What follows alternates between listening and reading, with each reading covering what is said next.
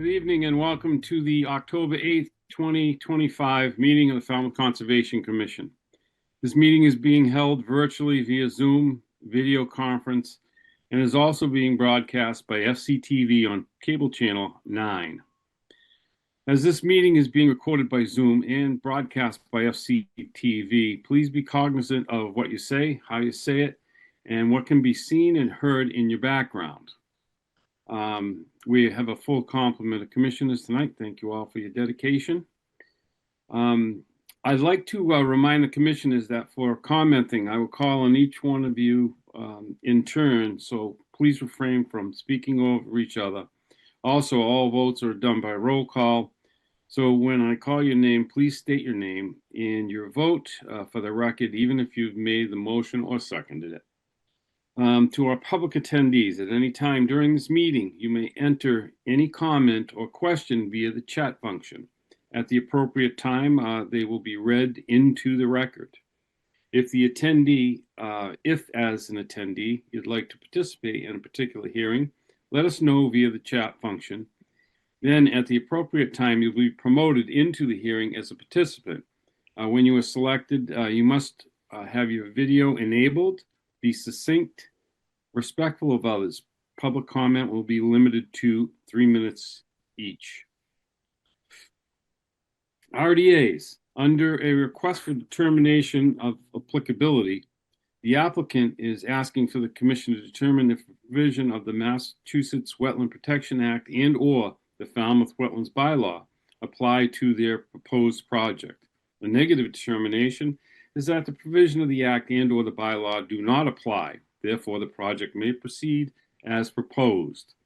A positive determination means the provisions of the Act and/or the bylaw do in fact apply and/or may require some conditions. Therefore, the project would require a notice of intent application. So as an applicant, you want to hear a negative determination. All right, so first thing on the agenda tonight is we have to go into executive session for a brief period, and we will be back as soon as we can. For that, I'm going to need a motion and a second to leave this hearing and go into executive session. Mr. Chair, I'll make a motion to leave this hearing and go into executive session. I'll second that motion. Second. Okay, we got a second. I've got a motion by Courtney and a second by Ron to go into executive session, and I'll call a roll. Courtney. Bird, aye. Steve. Pat, aye. Ron. Driscoll, aye. Ronnie. Ballman, aye. Dave. Kent, aye. Bill. Duffy, aye. And Robbins is an aye. Okay, unanimous to go into executive session. So we'll see you in a few minutes.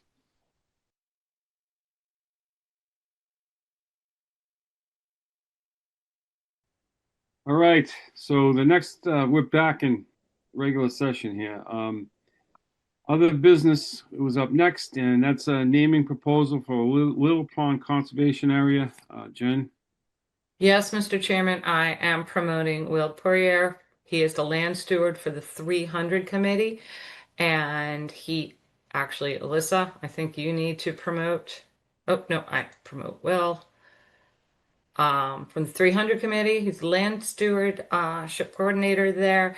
And he has a proposal that he would like to talk to the Conservation Commission about.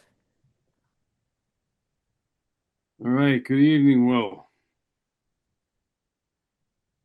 Hello. Well, you're going to have to turn on your camera and your audio for us, please. Okay, we got the audio. Good evening, Will.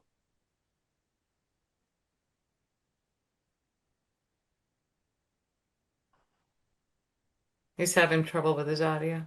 Oh, there we go. There he is. There we go. Hello, Will. Hi, everyone. Thanks for having me. As Jen said, I'm the Director of Stewardship for the 300 Committee. Here it goes. The 300 Committee Land Trust is asking the Conservation Commission to co-sponsor the naming of Little Pond Conservation Area for Mark Kaspersick. The Little Pond land purchase was made possible by a host of community partners and a groundswell of support from the T-Ticket Civic Association, Save Little Pond Organization, the Community Preservation Committee, and town meeting. All of us going into this acquisition in 2010 had our eyes fully open, knowing that a significant restoration effort was needed to turn the parcel around and improve it for conservation and public access. Once we reached the point where Mark Kaspersick got a hold of this project, there was no turning back. The on-the-ground progress was visible and meaningful. His role overseeing this project ensured success for invasive species management, habitat restoration, and public access improvements. This is the latest of his many accomplishments as an ardent supporter of conservation in Falmouth throughout his career. With the CONCOM support, we would like to advance this proposal to the Select Board for their consideration. Thank you. All right, thanks, Will. Thank you, Will. I think it's a great idea. Courtney, Yeah, I've worked with Mark for years and years and years, probably since Methuselah was a kid, and he's one of these unsung heroes in the town as far as conservation is concerned. And I just think this is a great gesture to honor him, and I fully support it. Mr. Chairman, may I? yes, For those, absolutely. Mark has been with the town for 27 years. He is scheduled to retire on November 7th. So this would be really meaningful because the select board has a process where they require a 1-year wait period before you name something, a parcel or building after someone in town. We wouldn't be able to get before the select board till November 3rd. So it would fall almost right around the 1-year anniversary of Mark's retirement when we would have a naming celebration for this parcel. For those that don't know, and Russell is well aware, as is Will, this parcel was a barren kind of industrial site when the town acquired it. And we've spent, oh God, I don't know how many years attempting to restore it through community preservation funding. But Mark and his boots on the ground, literally on the ground, was basically the driving force to get this parcel open for public access, to combat the just the sea of invasives out there and try to turn it into a community asset. So I would be really honored if this board would co-sponsor that naming proposal with the 300 committee. I'll make a Thanks. motion to approve naming the Little Pond Conservation Area for Mark Kaspersick. Driscoll second. One more time, Courtney, that was support. You said supporting, right? Yeah, You broke up. Okay. So we have a motion to support. Steve, yes, Steve. Steve? You're on mute, Steve. Still on mute, Steve. Okay, thank you for that. I agree entirely with this award, but have we talked to the people that live in the Little Pond area that have worked on this? I'm thinking of Sandy Cooney and some other people that have worked on this for 20 years. I'm just curious. This proposal came to us from the 300 committee. I don't know who the 300 committee has reached out to, Steve. Okay. I certainly think Mark's, worthy, but I didn't get a chance to call Sandy today, and I wish I had. Okay. It's a landlocked lake. I mean, so it's all residents. This would be the only public access. So I don't know whether I would prefer to have a chance to talk to at least somebody in the neighborhood or find out who they talk to.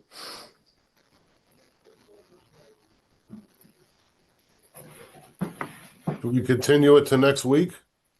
We could. That's Would- fine. Okay. Would that be okay? I don't want to make any Mark uncomfortable or anybody else. No, not at all. We're halfway through a motion, so Court's made a motion. Yeah, I had a motion, so I can withdraw it if the consensus is we continue it. How does everybody feel about that? Good. You want to give it 1 week? Give it a week. I mean, I'm Thank you. comfortable going ahead now, but that's, Dave, I see you got your hand up. Well, Steve, I don't quite understand the nature of what concern there could be with the neighbors. What might their concern be, Steve? I have no idea, Dave. I haven't You talked don't to know? them. Okay, you just know there might be one. Okay, I got you. All right, that's fine. I just, I don't want to put the will of government on them without, their, I got you. Okay. A little common courtesy. yeah, that's what it is, more or less. Thanks. I make a motion to continue the next week until Steve, you're gonna do that this week, correct? I'll be with Sandy tomorrow night and some other people from that area. Okay, can I get a second on Ronnie's Driscoll motion? second. You withdrew, right, Courtney? yes, Okay, thank you. So Ronnie made the motion to continue for a week. And who was the second? Is that Ron? Aye, Driscoll. Ron Driscoll seconded. Thank you. So any other comments or questions? Hearing none, I'm going to call a roll. Courtney, Bird eye. Steve, Pat and I. Ron, Driscoll, aye. Ronnie, Bowman, aye. Dave, Can't I? Bill, Duffy, aye. and Robbins is an aye. So it's unanimous to continue for 1 week. Thank you. All No right, problem, we'll Steve. move on. Thanks, We'll move Will. on to the next. Vote minutes of September 24th, 2025. Chairman, I move approval of the minutes. Driscoll second. Okay, so we have a motion by Steve and a second by Ron to approve the minutes of September 24th. Any comments or questions, corrections? Hearing none, I'll call a roll. Courtney, Bird eye. Steve, Pat and I. Ron, Driscoll, aye. Ronnie, Bowman, aye. Dave, Can't I? Bill, Duffy, aye.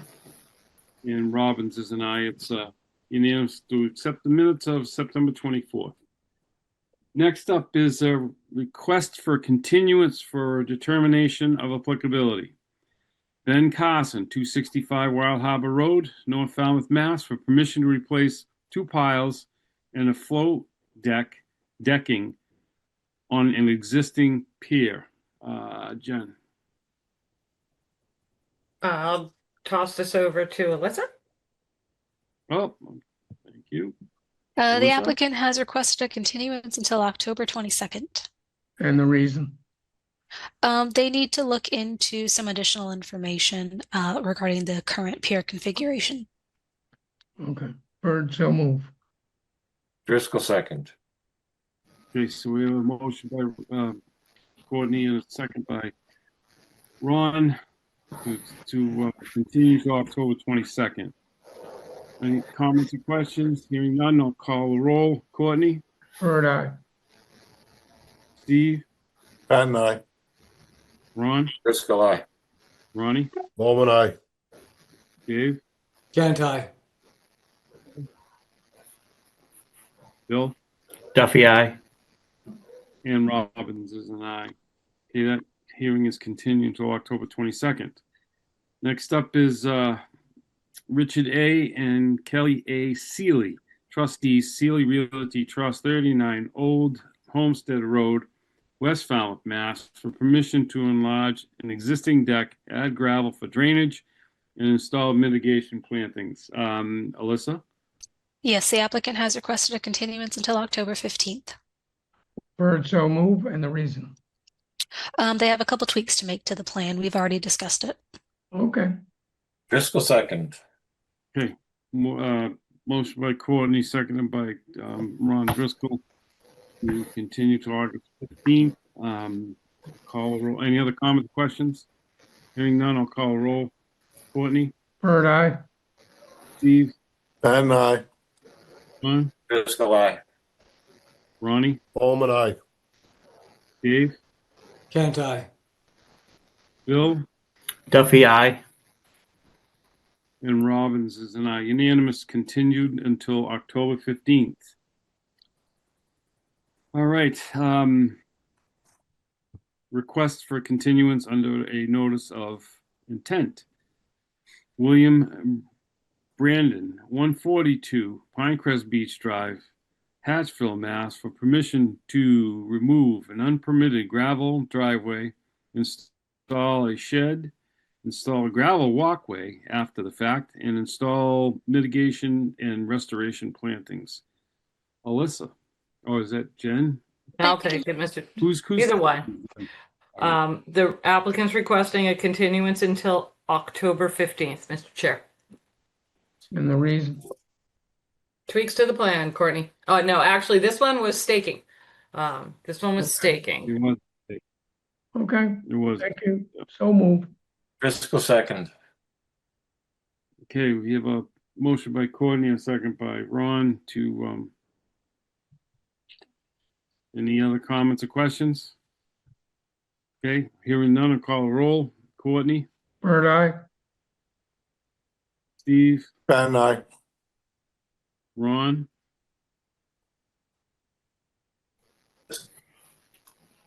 Ronnie, Bowman, aye. Dave, Kent, I. Bill, Duffy, aye. and Rob is an aye. It's unanimous. That hearing is continued until October 15th. Next up is John and Lana Peter, 218 Meadow Neck Road, Wacoit, Mass.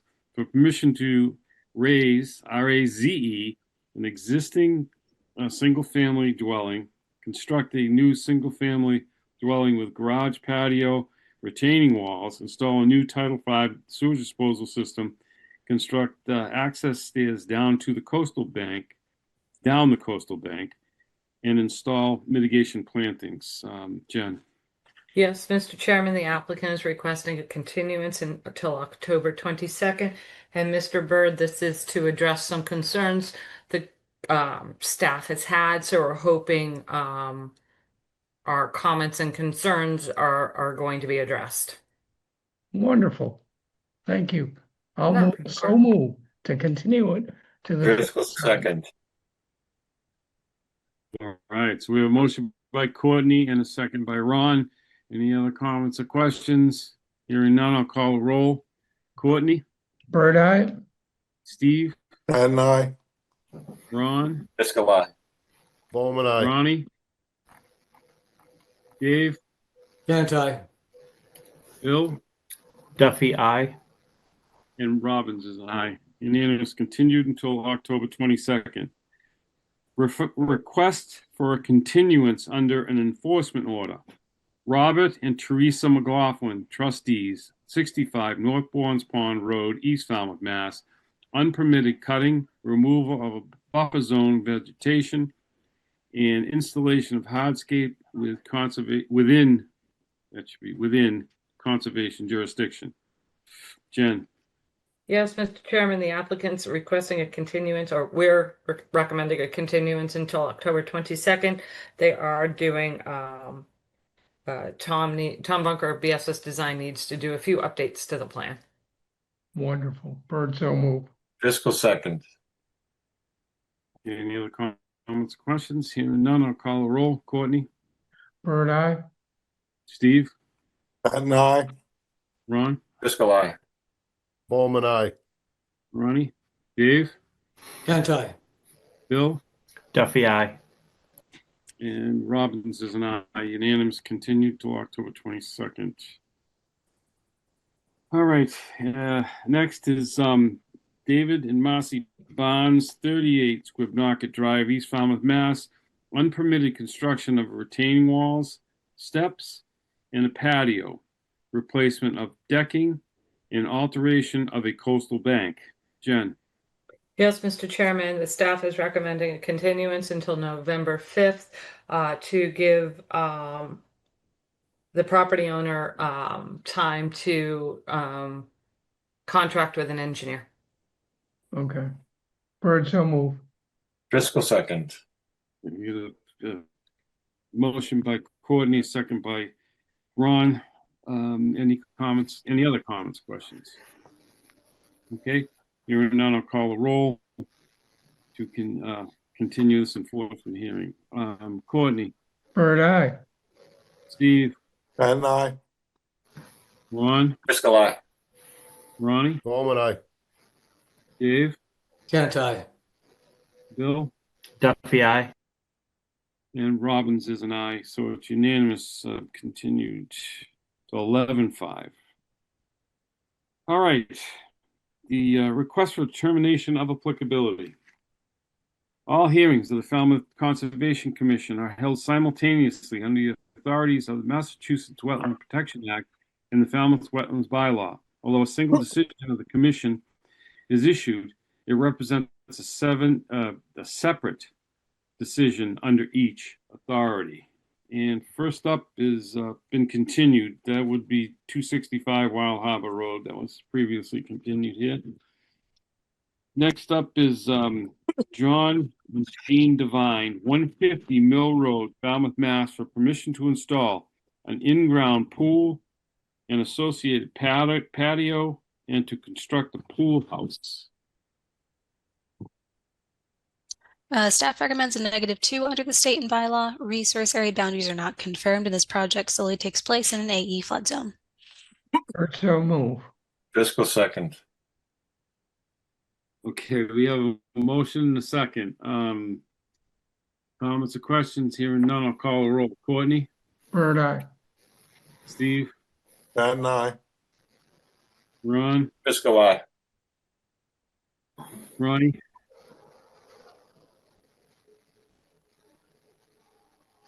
Ronnie, Coleman, aye. thank you. Bill, Duffy, aye. Dave, Kent, aye. and Robbins is an aye, so unanimous. All right. Two bills.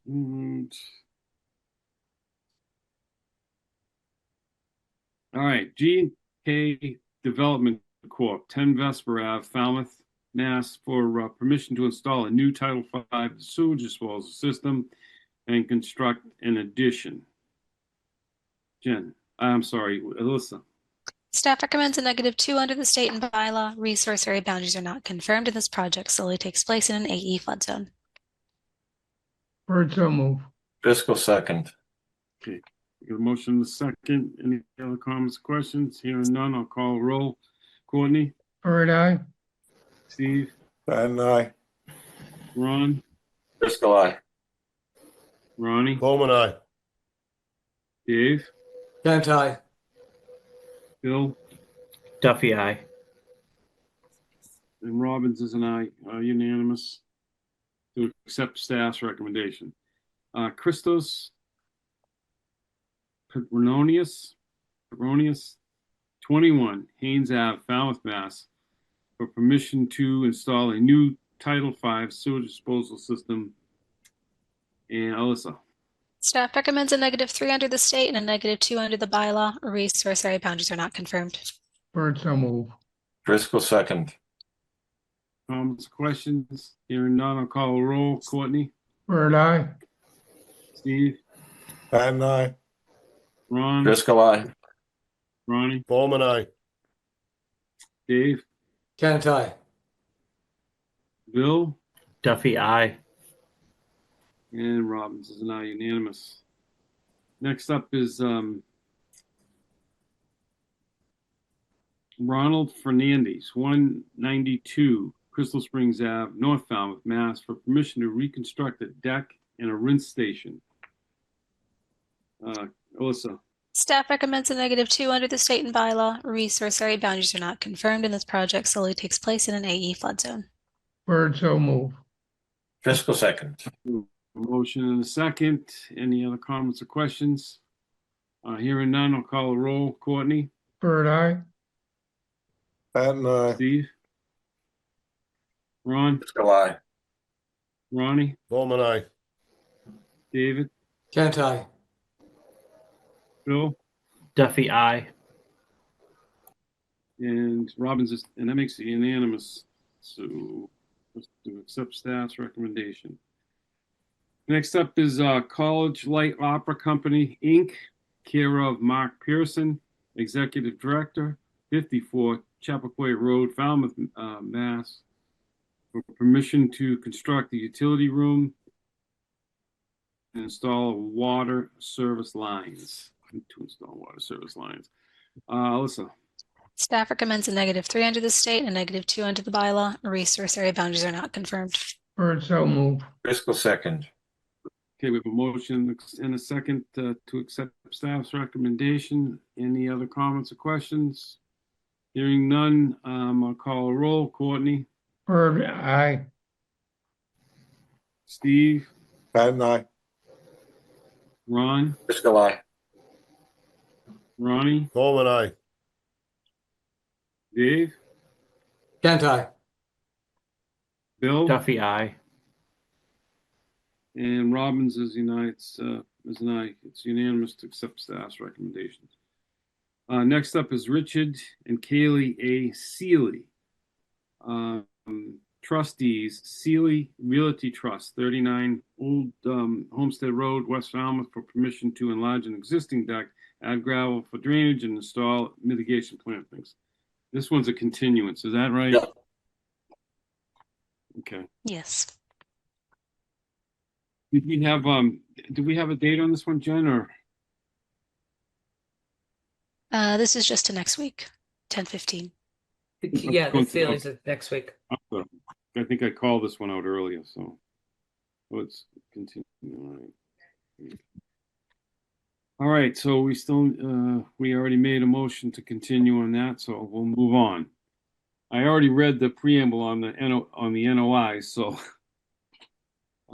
first up for a request for a notice for a hearing under a notice of intent. William and Brandon, 142 Pinecrest Beach Drive is continued. Did it earlier. Next is Kelly Hike, 168 Cliffwood Lane, West Falmouth, Mass. For permission to construct a rinse station, balcony, porch addition, and deck additions to install mitigation and restoration plantings. Jen. Yes, Mr. Chairman, I have promoted Jake Fricky from Cape and Islands Engineering to present his project. Good evening, Jake. The floor is yours. Good evening. I think you guys should be able to see and hear me now.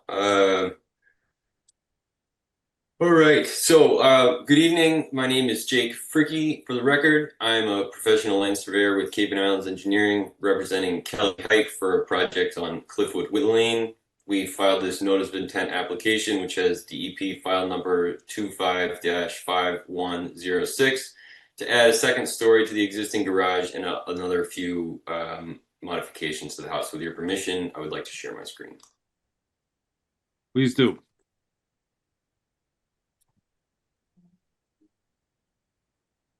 The street.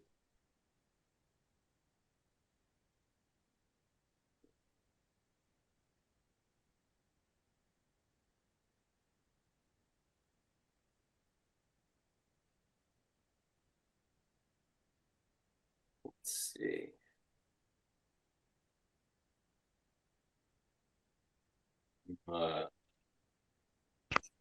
Should be on the bottom, Jake. The screen. Yeah, it's telling me that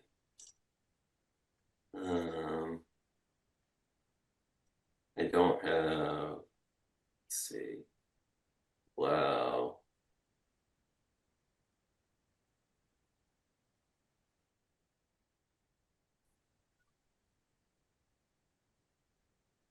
Yes. Aha. Okay. Sorry about that. I had some setting was preventing me from sharing my screen, but now you should be able to see the PDF. Yes. Yep. Go ahead, Jake. Excellent. Yep. Okay, so this project is proposed in a residential development in a developed parcel, which is on the far easterly end of Cliffwood Lane. The surrounding resources include a coastal bank, which runs across the back of the lot here, which is precipitated by AE 15 flood zone, which runs along the same contour line primarily, which transitions to X. We also have isolated freshwater wetland, and then there is a 50-foot FWR A zone from the coastal bank, and then a 50-foot or 100-foot FWR B zone from the coastal bank as well. This lot contains a single-family dwelling with an existing garage, decks, steps, porch, stone driveway with a cobblestone edging, apron, brick walks, various retaining walls, and there is a septic system on the site already, AC generator, manicured lawn, etc.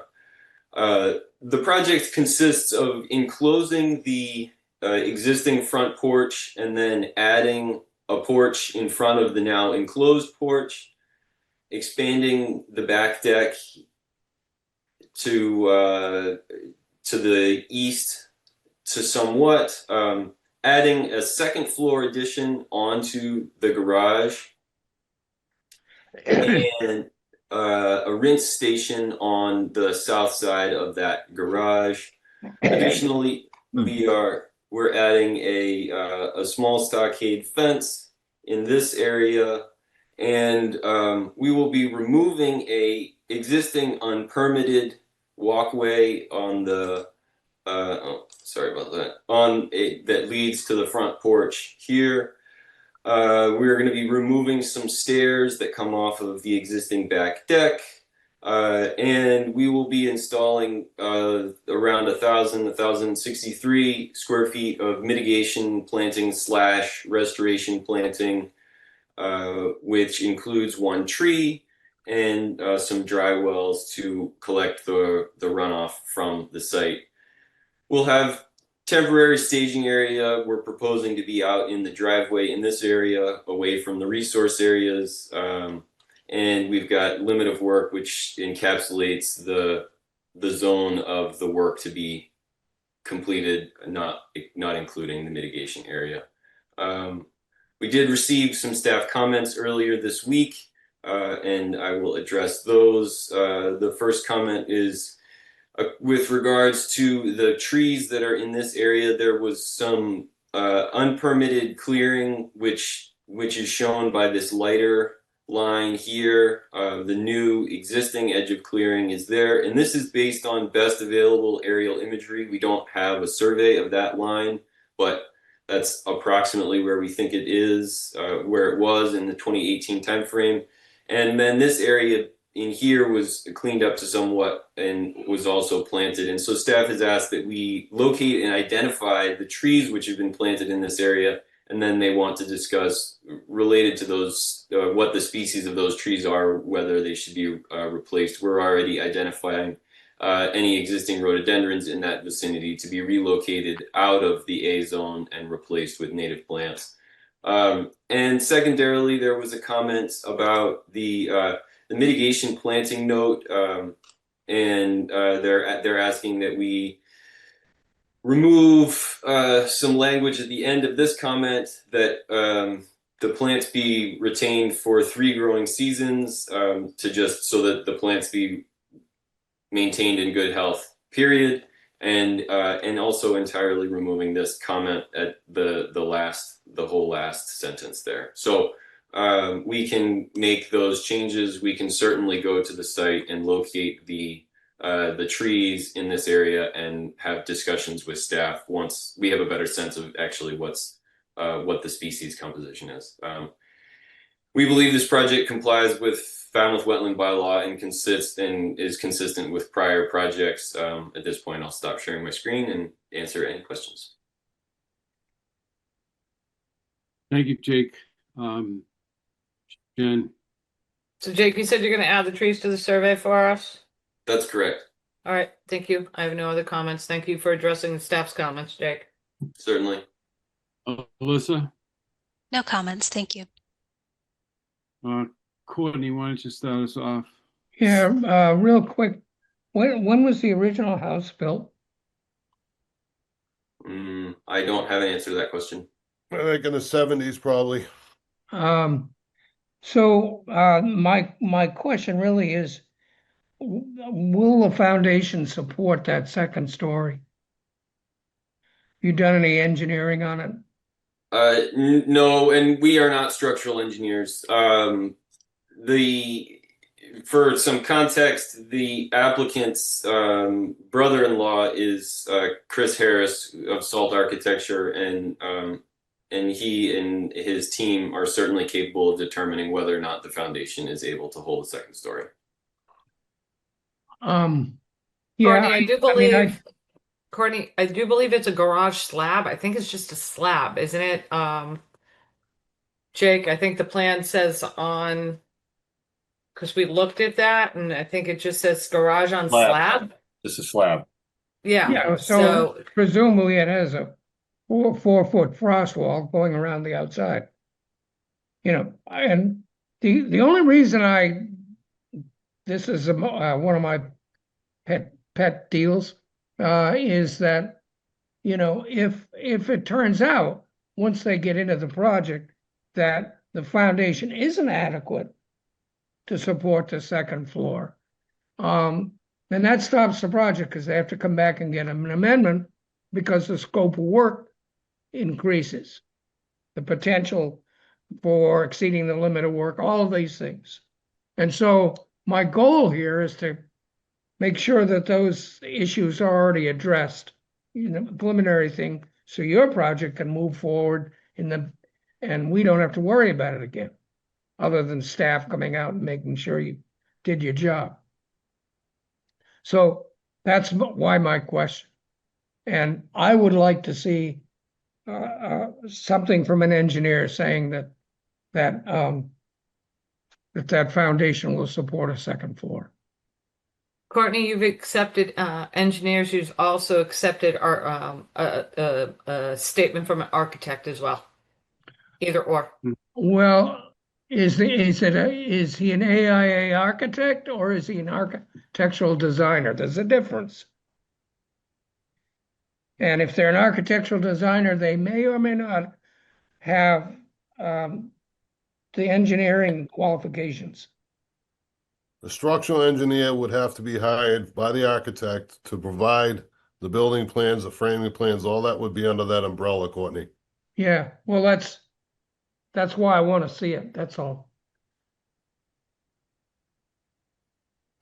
You know, that's my only question or my only issue here.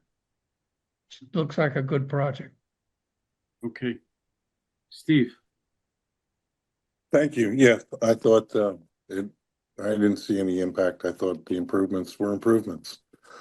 So I have no questions. Ron? No, the only notice is there's no egress off the deck. Yeah. You remove those stairs. I know that's not purview, but I noticed that. It's if I may step in here, it's underneath the balcony. I can share my screen again if you want to see it.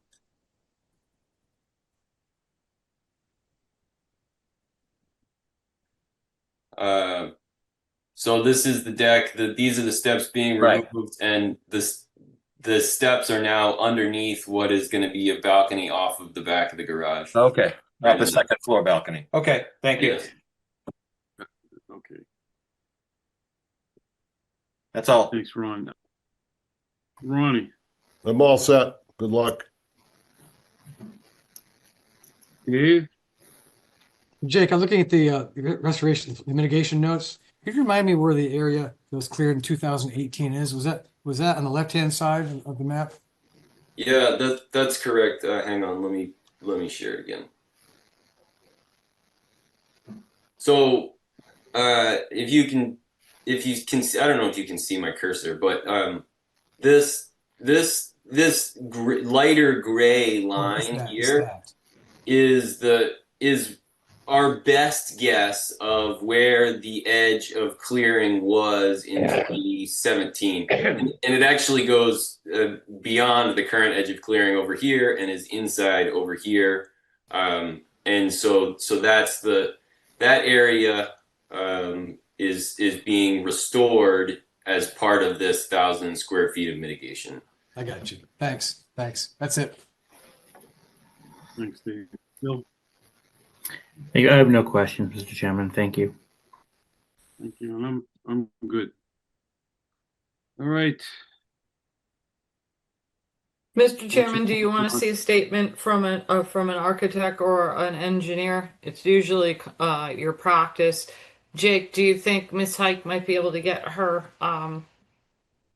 brother-in-law to look at the foundation? I suspect that this has been reviewed, but as I'm not an architect, I can't fully confirm that. But I'm sure that we can get a statement to be made by either the architect or by the structural engineer that reviewed the plans with regards to that foundation. That does not seem like a heavy lift. Okay. Courtney, would you be satisfied if we condition that prior to signing off on the building permit, or Sure, that's you wanna fine. see I it? don't want to hold the Yeah. project up, but I Okay. also don't want to have a problem later on that Yeah. holds the project up. I'm not trying to be a major pain, just a small pain. No. No, it makes sense just to hold it off until, I mean, before Jen signs off on the building permit issuance, If that we if have that in hand. if the person if the architect is an AIA certified architect, then I'm okay with a letter from him. If it's an architectural designer who probably doesn't have a structural engineering license, then it needs to be a licensed engineer, structural engineer. How about we can Gary would require a stamp from the engineer for structurals. There would have to be. Yeah. Oh, I know, but I want to see him too. Okay. Because, and the reason is that the impacts are different from the building standpoint and from our standpoint. And what I'm concerned about is that if, for example, the assumption is that the existing foundation will bear the weight of the second floor, then the scope of work is one thing, and that's as proposed. But if they have to start digging up, they have to demo the garage and put a whole new foundation in, that means that the scope of work around that project and its potential impact is changed. And that would require them, if they're following the rule, to stop the project, get a structural engineer to certify it, for us to meet and amend the permit in order to change the limits of work and the different conditions. And I want to try to avoid that. That's all. Well, Courtney, I understand where you're coming from. I think we got this solution to it. We'll just allow the staff to administratively do that before they sign off on any building permit. No, I'm happy to And I have think it submitted later. I just need it there. Gone through it before. Next thing you know is the foundation is no good. They want to put another I know where you're coming from. So As long as they submit it before we vote to order conditions, I'm fine. Okay. I'll second that motion. Who made the motion to close the hearing? I'll make the motion to close it in case nobody did. I'll second. So we got a motion to close by Courtney and seconded by Ronnie. Any other comments or questions? Okay, hearing none, I'm going to call for the vote to close the hearing. Courtney. Bird eye. Steve. Give me a thumbs up. Ron, Driscoll, aye. Ronnie, Bowman, aye. Dave, Can't I? Bill, Duffy, aye. and Robbins is an aye. Unanimous to close the hearing, take it under advisement. The next one was 218 Meadow Neck Road, which has been continued.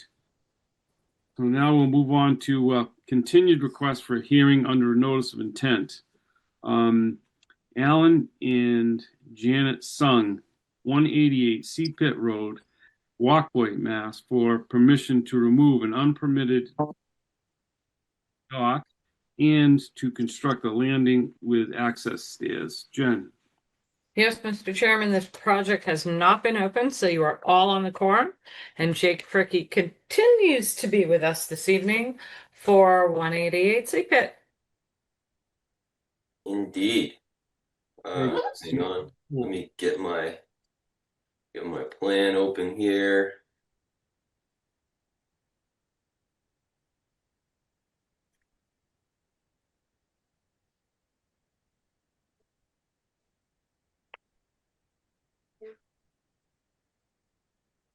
All right.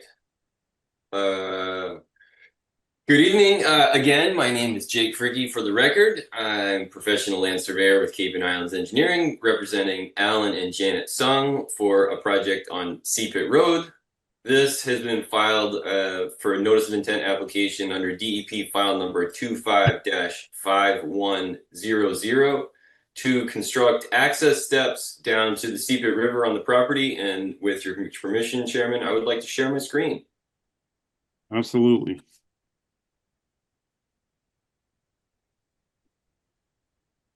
All right, so everybody should be able to see this now.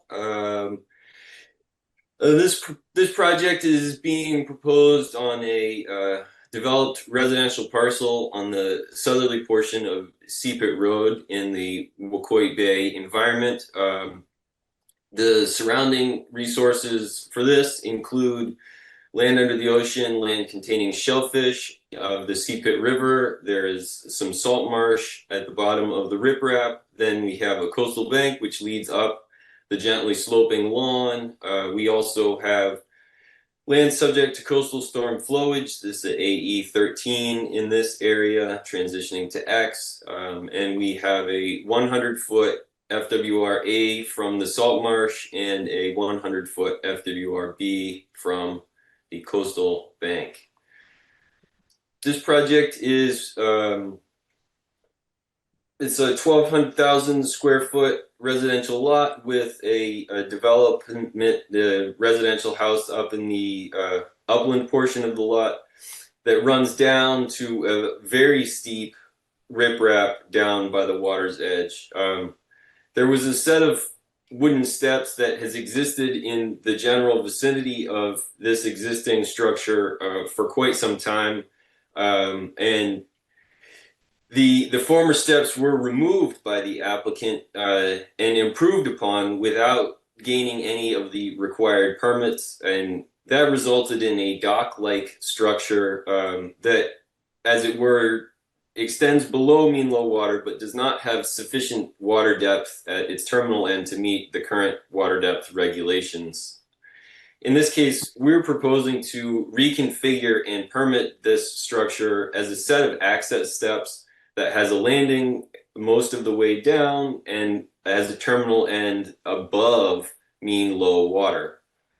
The existing 8x16 deck will be shortened to 5 feet, and the existing set of steps on the south side here will be removed, and a new set of stairs will be installed on the end of the small landing.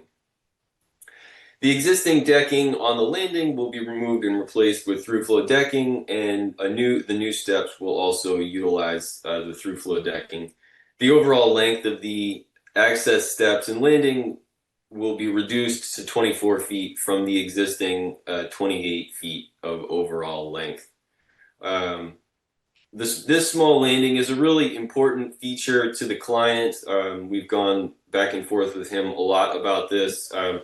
He uses this as a place to unload his dinghy without having to pile his ore and his bags and his buckets of clams and whatnot onto the steps themselves, and preventing it from just being sort of like an avalanche of gear on the steps when he's trying to go up and down. We did receive a letter of support for this project from Dave Ryan, who's the president of Cape Cod Oyster Company. Cape Cod Oyster Company operates the Shellfish Grant, which encompasses the entire width of the Seapit River in this vicinity. And so while this is a continued hearing, and in the initial review by staff, it was brought to light that prior to the acquisition of the property, that there was some mitigation planting which had been installed and approved for a 2005 certificate of compliance, and that mitigation planting had disappeared. We don't really know when it disappeared, but it was prior to 2018 when our client purchased the property. Part of our proposal today is to restore that 750 square feet of mitigation, and additionally, we're showing a small amount of mitigation for the stone landing, which is above the wood landing right here, for a total of 792 square feet of mitigation planting. I will now address the staff comments that we received. DMF comments with regards to this project are that winter flounder spawn in this area, and so they recommend we work outside of spawning season, and we accept that comment. DMF also comments that any structure which is above a salt marsh should be elevated to a height of 1.5 to 1 height to width ratio. It is our position that that there is not a salt marsh underneath this, and there has been prior to this landing, there was another landing which had the set of steps ran all the way down to the water, and then the platform was basically at grade and led out to the water. I have an aerial photograph of that from 2018, which I can show in a moment.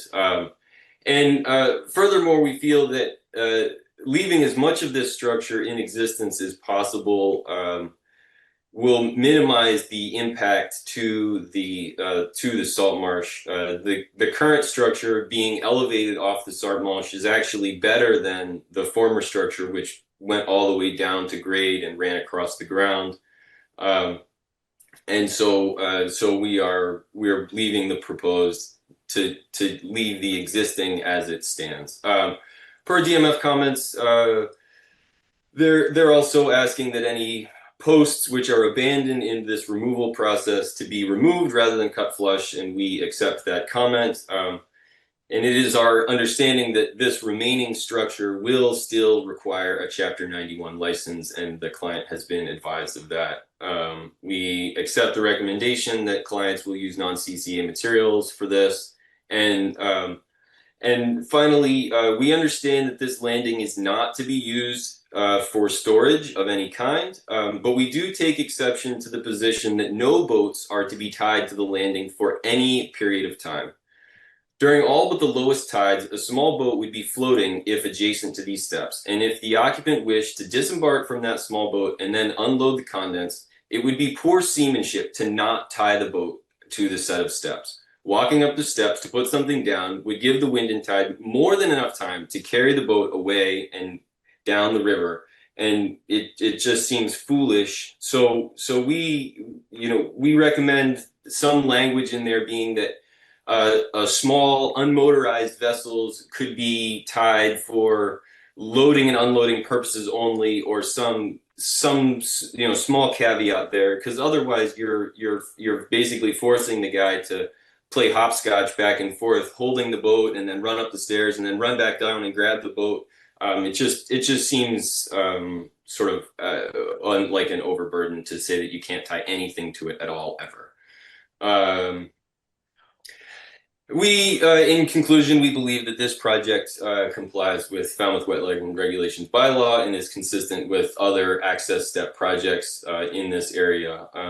At this point, I'll stop sharing my screen and be happy to answer any questions. And I'm going to share that photo of the prior dock. Give me one. It wasn't a dock, it was a stairs. Oh, excuse me. The prior set of steps, which.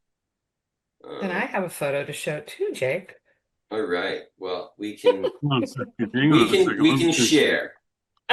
So this is this is an aerial photo from 2018, and it shows this set of steps which comes down, and then it has a flat run which extends all the way out to the water's edge here, and this is what was removed and replaced with what is now shown in our site plan. And in this photo, you can tell that the mitigation planting was already gone. Again, we're not sure exactly when it disappeared, but it did. Jake, one quick thing, that was from 2020, just to let you know, not 2018. Oh, Just a correction. thank you. I corrected that. That photo was from 2020. All right, Jen, what do you got? Okay. So I'm going to start with DMF comments. Jake, how would the structure change if you had to address DMF comments and make the structure a ratio of 1.5 to 1? So there's a couple of different ways that you could try to slice this apple. Because it is a set of steps, there is going to be a point here where it is coming down to the ground, which is unavoidable. And you can't really get to the ground without a 1.5 to 1 ratio, no matter how you do it.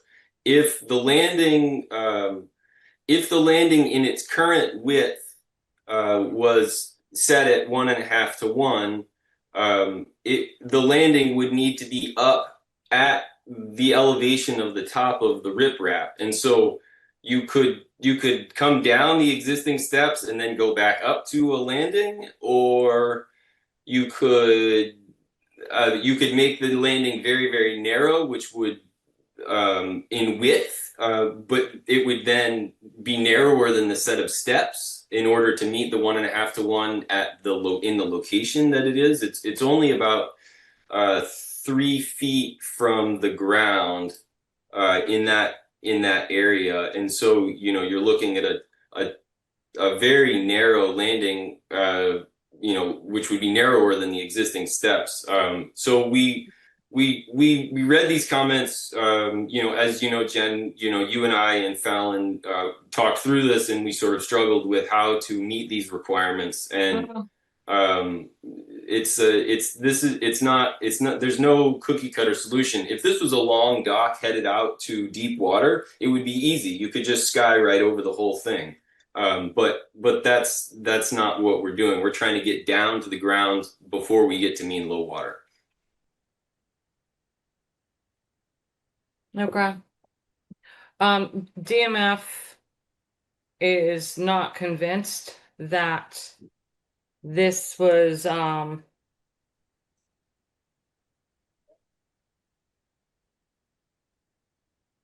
this isn't going to have an impact. The salt marsh is missing in that area because it's been shaded out and smothered over the years. There was a set of steps previously down to the water. What Jake showed was a set of steps. So, we have concerns that we're adding a platform to this. There was a landing at the bottom of those steps. Okay. Well, it's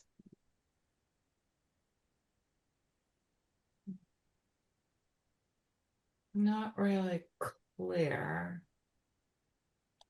But anyway, DMF, the staff always has to support DMF's comments. They don't feel that the grading is going to be sufficient in order to not impact the salt marsh, and the reason there is no salt marsh underneath the dock is because the prior structure and the current structure, which we remind the board was constructed without a permit, has smothered and continued to smother the dock. The unpermitted structure was installed between Jake's photo of April of 2020 and March 30th of 2021. So again, it's staff's recommendation that it meet DMF's comment as much as it can and to allow that salt marsh to grow. We also think that the current structure, because it's unpermitted and should be removed by a date certain. As far as the boat language, Jake.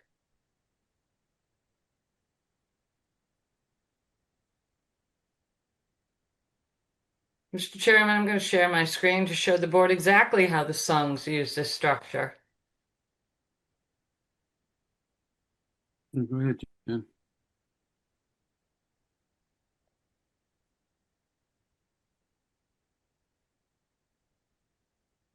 This is the unpermitted structure. We have a kayak on it, a kayak on salt marsh, and a boat that's securely tied up to it.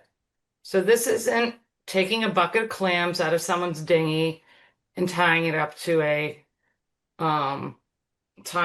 it can be secure. This thing was docked at the end of this structure. So we have concerns with continued usage of this type of activity. This is not a dinghy. This is a fairly substantial outboard. So we do have concerns with that, and that's why there should be some language in there restricting the tying up of a boat, because the boat shouldn't be there. This is not a dock. This is access to the water to go clamming. We do think there should be a bit of increased mitigation for some platform on the landward side.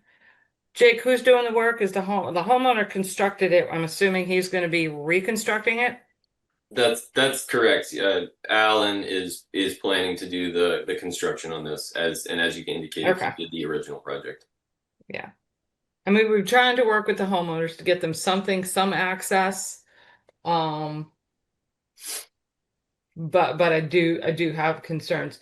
Jake, is there through flow right now on the steps, or is it just that platform? There's no through flow at all currently. It's all decked. And It's all so decked. we're proposing to replace the decking with through flow. Okay. I don't care what's out there. It shouldn't be out there. It was unpermitted. So what I'm asking you is you're replacing the steps. The proposed steps are going to be through flow, right? That is The whole correct. thing. Okay. All right. Unfortunately, again, staff has always had to recommend the recommendations of the Division of Marine Fisheries. They feel that through flow in this situation does just not provide enough light for the salt marsh to exist or come back. In this case, I mean, you've got healthy salt marsh if you've been out there on either side of that structure. So it's kind of suspect that we just have this hole in the salt marsh, and that clearly is a result of shading and or smothering of the marsh in that area. I'm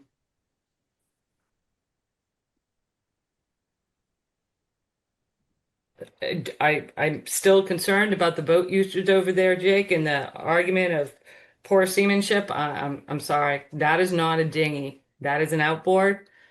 If that is what Mr. Sung is using to go clamming, which I suspect it is to get out to Ocoit Bay because he can't clam right off the property because that is an active shellfish grant run by a company.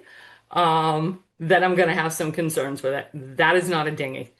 I hear what you're saying, Jennifer. You've ensured that he can't tie his boat up to this by having us put the steps on the end of this platform. You can't tie a boat to this thing anymore. It's just not friendly anymore.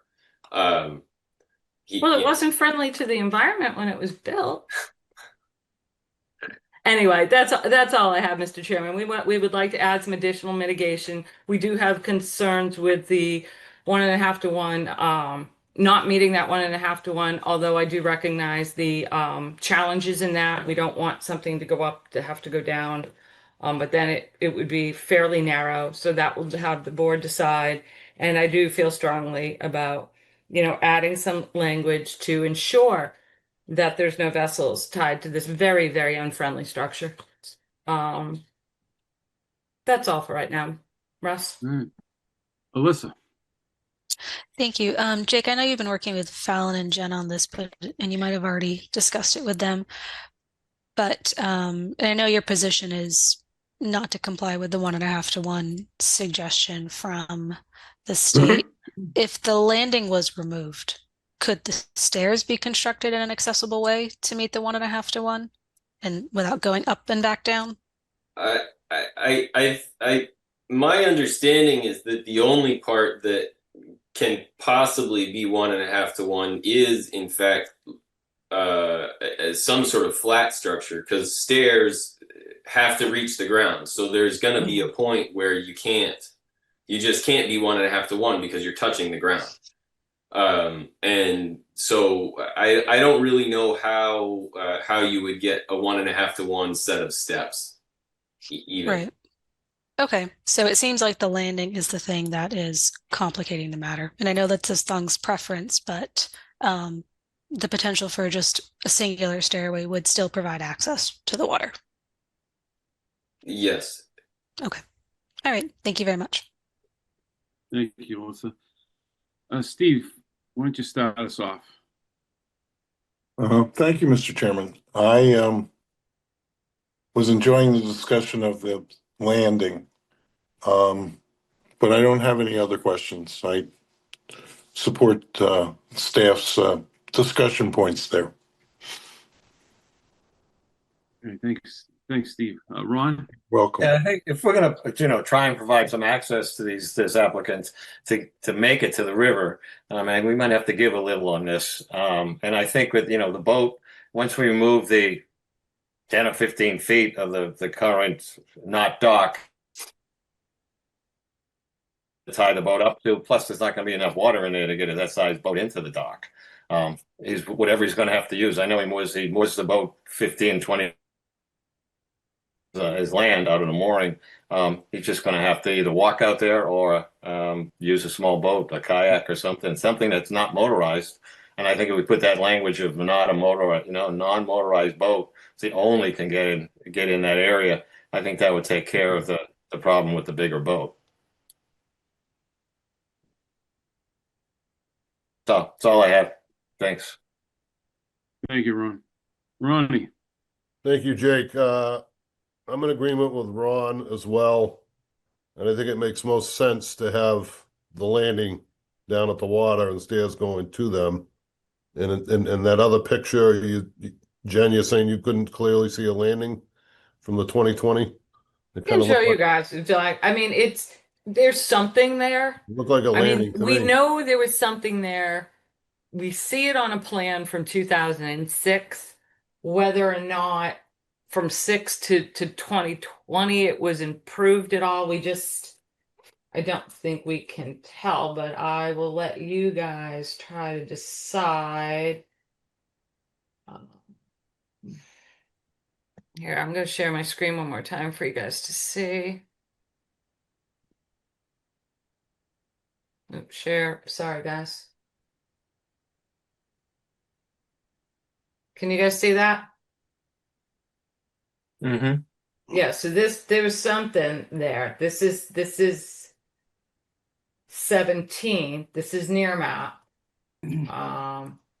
That's 18, 19,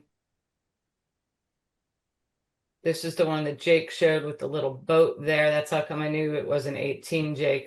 This guy was there.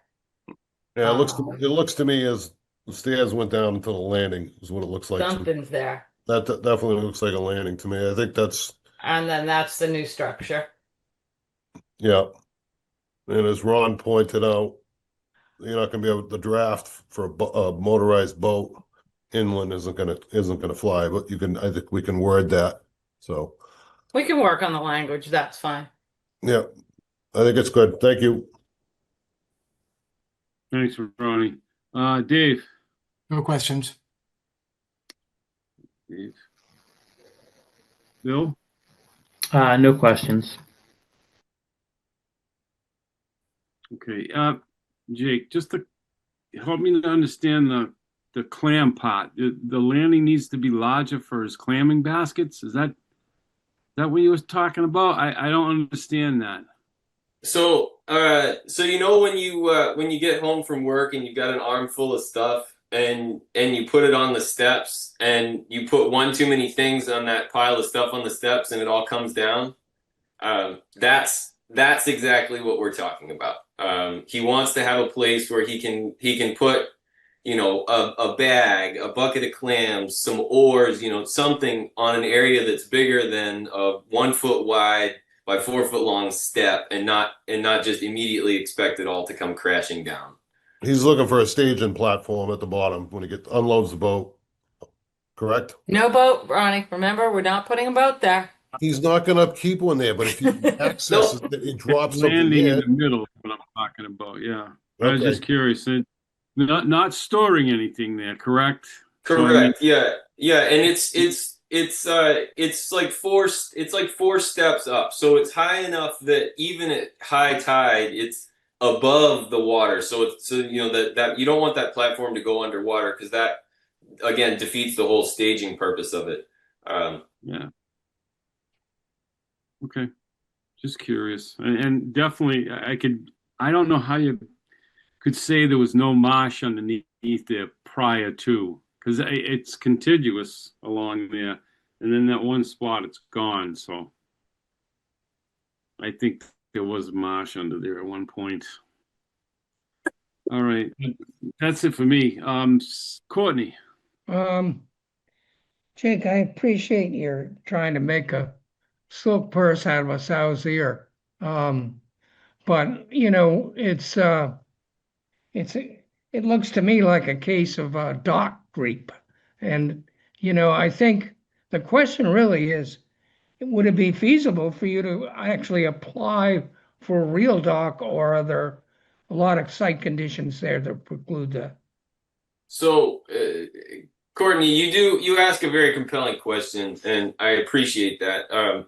There's no question that the Songs would really like to have a dock, and there are some potential impediments to that, which could perhaps be leapt over. One of which is the existence of a very productive shellfish bed in this area. Obviously, the fact that this is also a shellfish farm where they've got 5 million oysters growing on the other side of the river, that may be a hurdle that could be leapt by staff, or by the board. But from a regulation perspective, there's something to seriously be considered there. So that is one of the potential hurdles that needs to be leapt. Is could you get consideration for the fact that this is a shellfish farm? I know that Dave Ryan would absolutely support them building a dock in this area. He has said it before. He will say it again. But could you get through that regulatory hoop? I'm not sure.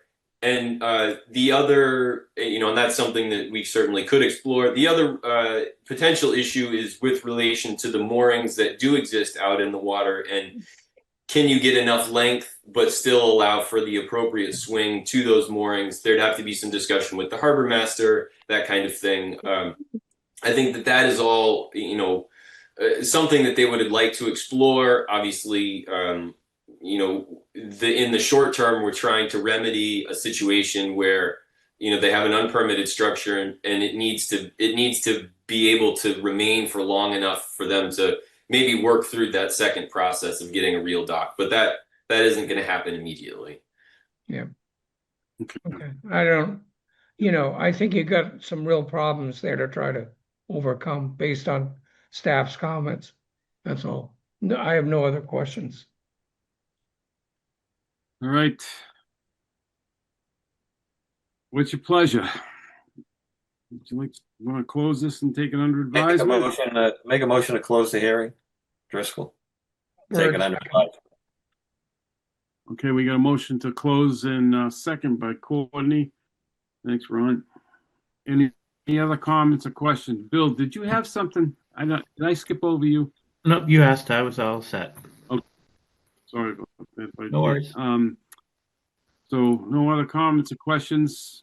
So I'm going to call a roll to close the hearing and take it under advisement. Courtney. Bird eye. Steve. Pat and I. Ron. Driscoll, aye. Ronnie. Bowman, aye. Dave. Can't I? Bill. Duffy, aye. And Robbins is an aye. So unanimous to close the hearing and take it under advisement. Thank you, Jake. Thank you all. Have a good evening. Thank you, Jake. Have a good night. Next up is Laura M. McSweeney and William McDonough, 2 Lawrence Street, East Falmouth, Mass. For permission to construct a second story and install mitigation plantings, and for after the fact permission for construction of a shed, elevated stone patio, and rinse station. Jen. Yes, Mr. Chairman, I am promoting Mike Borselli up to present his continued project. Good evening, Mike. There he is. Hi, Mike. Hello, how are you all? Fine, Mike. How are you? Good, thanks. Thank you, Mr. Chairman. For the record, Mike Borselli, Falmouth Engineering, and I represent the applicant, Laura McSweeney and William McDonough. This is a continued hearing. We went through the whole project with you originally at the last hearing. There was some discussion about the Little Bay Street being a paper road and rights in it, and discussion about providing the mitigation planting that was required after the fact for some impervious surfaces on the lot. Your staff wasn't supporting that. It was unclear to me, even though I tried to get clarity as to whether or not the commission supported it. And we continued the hearing again. I had meetings with my client, and a decision was made to submit a plan to you that shows all the mitigation planting on the subject lot, not within Little Bay Street. And the way we were able to do that was the applicant is removing a portion of the unpermitted patio to reduce the overall area of required mitigation. So that's all identified on the plan, and I can share it briefly, Mr. Chairman, if with your permission. Please do, Mike. I'm in a bit here. So the green area represents the required mitigation. The blue areas represent unpermitted impervious surfaces. This used to be blue as well on a previous plan, but this is now identified to be removed, so that only this portion that's shaded blue will remain. All the math, area calculations are identified with notes, and there's a summary on the bottom of the plan that demonstrates the need for 855 square feet of mitigation. We're proposing it in areas that are still within an A zone and not within 10 feet of the house or deck. or patio. So the mitigation planting is in areas that are currently ornamental plantings, but that's the way it is. We don't have another alternative unless we were to go and plant into the paper road. So I think this satisfies your staff. This latest staff report didn't have any comments to speak of, which I'll take as support in this case. And I'm here to answer questions and hopefully close the hearing. All right, Mike, thank you. Jen? No comments, Mr. Chairman. Thank you, Mike. Alyssa? No comments, thank you. And Ron Driscoll, why don't you start us off? Yeah, Mike, again, just want to thank you for working with the staff and the applicant for giving up and putting everything in the proper zone so that we can approve it. That's all. Thank you. Thank you. Thank you, Ron. Ronnie? Is this the paper road, Mike? Yes. What about it? Is that the paper road? Is that what we were discussing last time? Yes. And you guys aborted that mission? Yes, we did. Okay.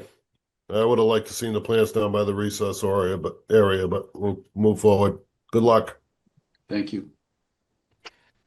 Thanks, Ronnie. Dave? Oh, just one question, Mike. This is a lot of removal of deck in the back, isn't it? It's most of that deck is going away. I'm just observing. Yeah. Well, yeah. Yeah. Well, they had to make some difficult decisions on what to remove and keep in mind, believe it or not, we're here to get permission to put a second story on the house. That was why we were here originally. Yeah. And these things all came to light. So they did some hard thinking, and they analyzed how they use that patio, and what they were willing to remove is what we removed. Well, thanks for facilitating that. Mm-hmm. You're welcome. I'm all set. Oh, thanks, Dave. Bill? I got no questions. Thanks, guys. Thanks, Mike. Courtney? Good job, Mike. No further questions. Steve? Excuse me. Thanks, Mike. I again will remind everyone that in a former life I was a zoning commissioner, and we always got the fire department to approve use of a paper street. But this is the most paper street I've ever experienced so far. So I won't ask that we check with the fire department, since they're already out of it anyway. Thank you, Mike. Yep. All right. What's your pleasure? I'll move Close this. Make a motion to close the hearing and take under advisement. Driscoll. Bird second. Thank you, Ron. Thank you, Court. Any other comments or questions from the board? Anything in the chat, Jen? I've been remit doing that. It's okay, Mr. Chairman. Nothing in the public chat. I'll try to remind you, Russ. Yeah, I've been keeping an eye on it too, so I haven't seen anything. So, okay. So we have a motion and a second to close it here and take it under advisement. And since there's no other questions or comments, I'm going to call a roll. Courtney? Bird eye. Steve? Pat and I. Ron? Driscoll, aye. Ronnie? Bowman, aye. Dave? Can't I? Bill? Duffy, aye. And Robbins is aye. That's unanimous to close it here and take it under advisement. Thank you, Mike. Thank you. Bye. Okay, next up is 202 Edgewater Drive East, which is, I read that earlier, and it's been continued. Actually, then I the don't next- believe you did read it earlier, Russ. This is the late continuance. It wasn't on at the okay. beginning. You're right. I better read it in. Yep. Okay, so Mike and Marnie Farrell, 202 Edgewater Drive East, LLC, 202 Edgewater Drive East, East Falmouth, Mass, for permission to construct a dock. Jen. Yes, Mr. Chairman, the applicant is requesting a continuance until November 5th. Bird so move. Driscoll, second. Okay, so we got a request to continue to November 1st. Any other comments or questions? 5th, from- Mr. Chairman, 5th. 5th, I'm sorry, November Okay. 5th. Any other comments, questions from the board? Okay, hearing none, I will call a roll. Courtney, Bird eye. Steve, Pat and I. Ronnie, July. Bowman, aye. Ronnie, Bowman, aye. Dave, Anti. Bill, Duffy, aye. and Robbins. Aye, unanimous. To continue until November 5th. Next up is Cliff Dwellers Association, Inc., 0 North Shore Circle, North Falmouth, for permission to repair an existing stone groin, and I have to pass the chairmanship over to Courtney. Okay. And this, All right. So what is it that we're waiting for on this one? Is it a is it just a DEP number? Yes, Miss Okay. Courtney, we were waiting for a DEP number. We received that DEP number. What we did not receive, but we can condition, is we had asked Mr. Borselli to provide a calculation of the area of disturbance within the construction access, but we can condition that so that we can get it replanted appropriately. Okay. So, are there any comments from the commissioners? I'll start with Ron Bowman. Nope. Ron Driscoll, No, I'm all set, thank you. Dave Kent, All set. and Steve Patton, No comments. Thank you. Bill. No comments, thank you. Do I miss anybody? Nope. I have no further comments either. So what's our pleasure? Make a Close the motion to hearing. close the hearing, take it under advisement, Driscoll. Okay, do we have a second? Bowman, Pat, aye. Second. Okay. Is there any comments in the chat room? Nothing in the chat. Okay, anybody that wants to speak from the audience? There's nothing, Courtney. Okay, so I'll call for the vote. We're closing this, so I'll call for the vote. Correct. Let's see, Ron Bowman, Bowman, aye.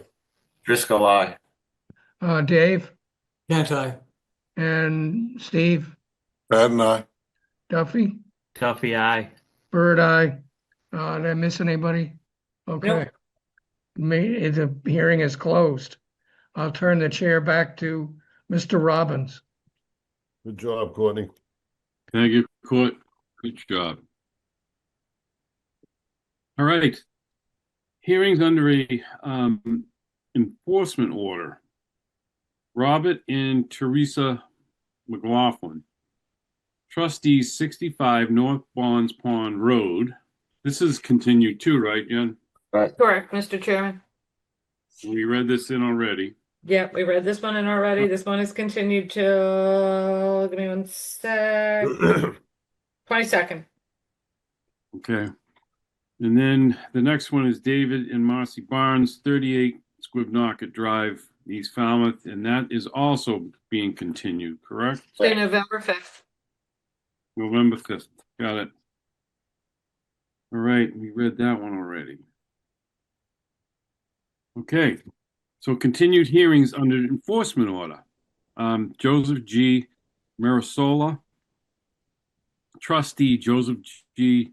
Marisola Revocable Trust, 2018, 15 Moses Road, Falmouth, Mass. Unpermitted enclosure of a rinse station in a velocity zone. Jen. Yes, Mr. Chairman, Mr. Marisola is with us this evening. I've promoted him up to a panelist, and I am going to toss this one over to Alyssa Bergeron to recap where we are. Thank you. Alyssa? Thank you. Yes, and looking at the quorum sheet, everyone's on the quorum for this one. So we had last continued a hearing in order for Mr. Marisola to provide the commission with a proposed design. I did forward that to everyone. The design, and Mr. Marisola can elaborate on it, is basically to use removable panels and to hang them when in use. And I'm assuming remove them at the end of the season, or should there be a storm or other event coming through. The board was very interested in seeing a proposal, so that's why this was submitted. As Jen and I have noted in the past, just to recap, again, there was a rinse station proposed on the property the whole time. It was supposed to be open air, not enclosed. That's where the staff's concern is. We understand that the sailcloth did not work on the property. So that's why Mr. Mirasola has been pursuing some sort of system where it wouldn't be contiguous paneling and be solid and enclosed, but rather have these panels be able to be removed, like I said, in a storm event or at the end of the season. Staff still has concerns just because of the conditions that were set, and that's really it. All right. Thank you, Alyssa. Mr. Mirasola, the floor is yours. Yeah, so that was a good description by Alyssa. I think, this was really inspiration for the design was really from Courtney. We took his kind of considerations his ideas under advisement from our last call. So we decided to explore, removable panels, and we're using what's called seawall hook and eye brackets. They're basically, hooks. The hooks would be on the posts. The female piece would be on the panels, and there would be about a 1/4 inch to an inch gap on each panel, and they would just simply require no tools to lift on and off. And we submitted a few different, pages of a PDF to give you guys some idea of what we're proposing, and that's it. All right. Alyssa, do you have that? You don't have those PDFs, do you? Could you put them up on the screen? I could show them too if you want. Sure. If you have them up, that might be easiest, or I can find them in my email. Sure, I have them up if you want me to show you. Thank you. Yeah.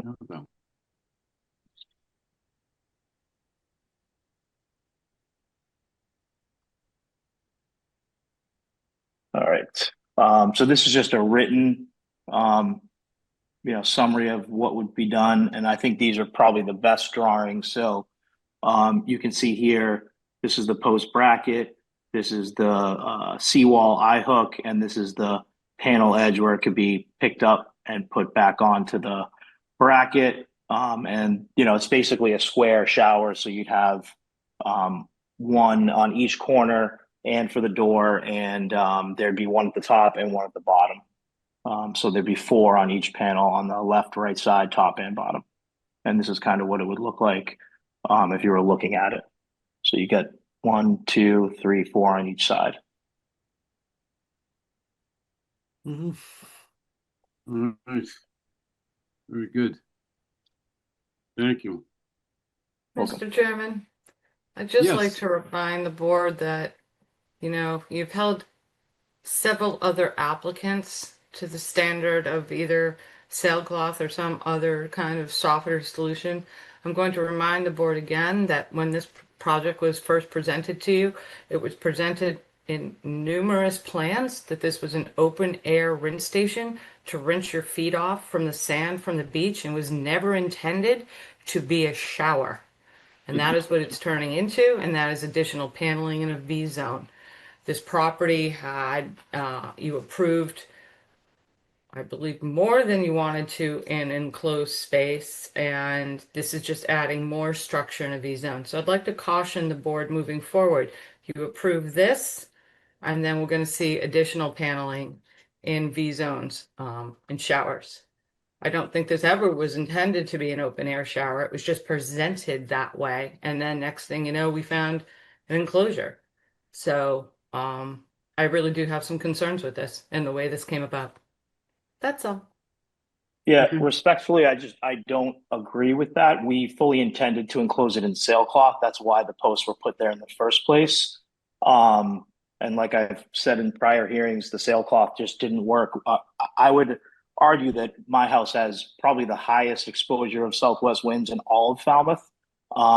We have no there's nothing breaking the wind. Even if you go, maybe a quarter mile to our south in Wild Harbor, they have that neck where the Seacrest is protecting them. In addition to that, it was supposed to be a rinse station, yes, primarily for my kids. I barely use it. And I think they deserve some privacy where we have public access about 5 to 6 feet from the open air shower. So that is the goal, is to just not use this as, hey, everyone get ready to go out to dinner and go out and overflow the, outside and take showers. This is for my kids to rinse off.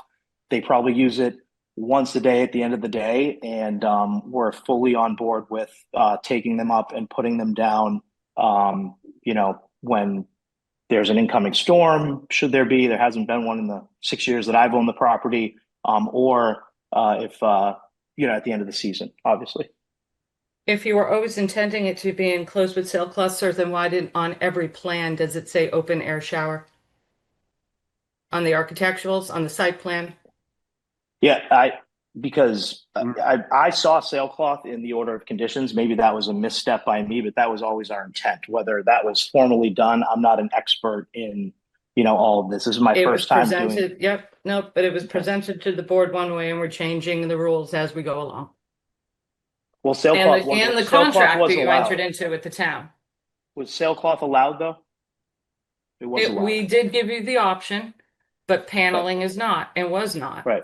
Yeah, I And now understand. you're pushing the issue now because you're saying the sailcloth didn't work. If it didn't work, then go back to the original design of an open air shower, which was, again, on your site plan and on your architecturals, to rinse feet off from the sand, not to be an enclosed shower space. That's all. All right. Ronnie, why don't you start us off? Thank you, Mr. Marasola, for getting this squared away. I know it's been a process here. I'm okay with it, and I'm hoping that you could probably reuse some of the panels when you're altering it. That's it. Thank you, Ronnie. Dave? I'm okay with it. What's that, Dave? I'm sorry. I'm fine. Oh, you're all set? Okay. Bill? I don't have any questions. Thank you. Courtney?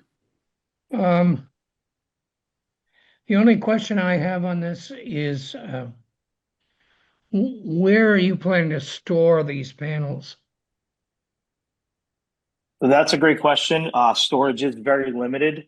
They can fit in the storage room that is on the plan. I don't think you've ever been in it, but it's very high ceilings. They're like almost 9 or 10-foot ceilings because we are 15 feet in the air from the flood zone. So they could be stored there, or my wife and I have talked about getting a storage unit up on 28A to store them. But we will not just have them laying around. If you go to the property now, I had a sectional couch.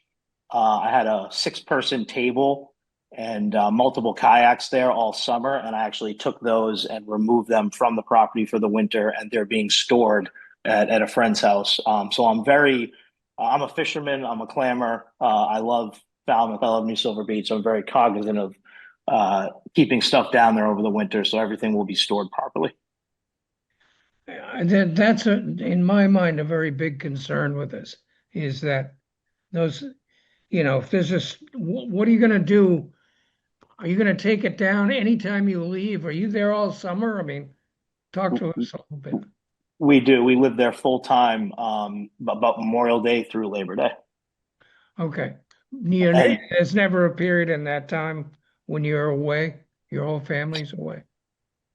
No, we don't. We save our vacations for the winter. And I have, some great neighbors and friends that if there was a storm, I would be doing other stuff to the house if I was away, like, maybe putting plywood on windows or something. So, I have capabilities to react if a storm is coming in, and I have a few days notice, obviously.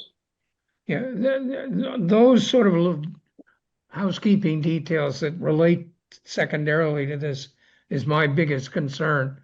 And I don't have that much of a problem with it. I recognize Jen's position, and I normally would support you and her on this because, I think she has the advantage of a big picture that some of us don't have. But I think in this case, there could be a finding made that would make it specific to this particular project. So personally, I'm okay with what you've done. No other comments. Thank you, Court. Steve? Thank you, Mr. Chairman. I understand the issue very well, but I've seen a large number of proposed creeps into this guideline. If the question is whether our guideline is correct, assuming and supporting the guideline is my position with this, it's not see what they did, I got to do it too. It's already being done, and I don't think we can let it continue. Thank you. All right, Steve. Ron? Yeah, Mr. Mirzo, what's the material made? The material of the panels? What? It's all cedar. We're hoping to reuse the existing cedar panels. Yeah, how much is it going to weigh? Each panel's going to weigh. Oh, I do not know the answer to that. One person pick it up over those hooks and move it? Or is it No, I think it's probably two, but I think my wife and I could do it. I don't think it's anything significant. Well, if two Maybe people have as I get older, I would call it significant. It's not something that you're going to be able to I could honestly go on there if you get the call that there's a storm coming. I think he could remove it. It's just awkward. It would be easier to take it off. Yeah, it's because I would have to bear hug it. I can physically lift one myself. I would just need help just lifting it, about a 1/4 inch to 1/2 inch off the hook to get it on the ground. So, but yeah, I mean, I think, I hear you. I don't foresee an issue having some help either from my wife. If I have, if I'm I don't know, bedridden or something, there's people that can help. And my boys will hopefully be of age in a few years where they'll be able to lift these things and I won't have to worry about it. Okay. All right, thank you. That's all, Mr. Chairman. All right, thanks, Ron. All right, Jen. What do we do? Close this? Vote? Yep, you're gonna have to close this and determine what you'd like to do with the enforcement order because this is not a notice. This is an enforcement order. So do we need to close it and then consider it later, or can we do this now? It's up to you. If the board wants to take some time and consider it, you can consider it, or you can vote today to either have them remove them or allow him to keep them. It's completely up to the board. All right. I'd like to put this to bed, so I'd like to make a motion to close this. And so we consider it a week or so. Yeah. We can put it on it next week for you guys to consider. I'll second. Okay, so we have a motion by Ronnie to close the hearing and seconded by Courtney. Any other comments or questions from the board? Jen, is anything in the chat? Do we need to? I don't see anything. Nothing in the public chat, Mr. Chairman. Okay. All right, so we have a motion and a second to close the hearing, to close this enforcement order. I'm gonna call the roll to close. Courtney? Bird eye. Steve? No. Pat, no. No? Okay. Although it doesn't make sense to vote no to close the hearing. I'm voting no on the issue. I don't know why we would wait a week to decide this. But I'm going to vote no. Thank you. Ron?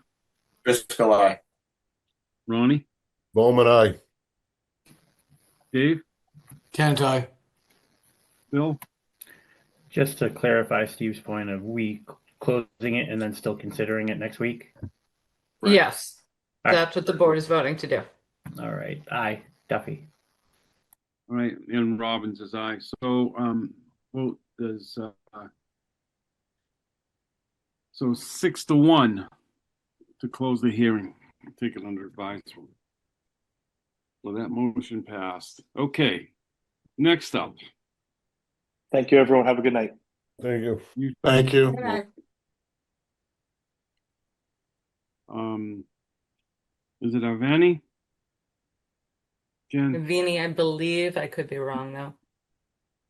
Anthony Avini Jr. and Elaine Avini, Avini of 42 Squibnaka Drive, East Falmouth, Mass. Unpermitted reconstruction of the deck, enlargement of the patio, installation of retaining features in clearing within conservation jurisdiction. Jen. Yes, Mr. Chairman, Mike Borselli is here to give the board a brief update of where we are. We have met with Mike. We have met with the property owners. Mike has prepared a plan. We just need to figure out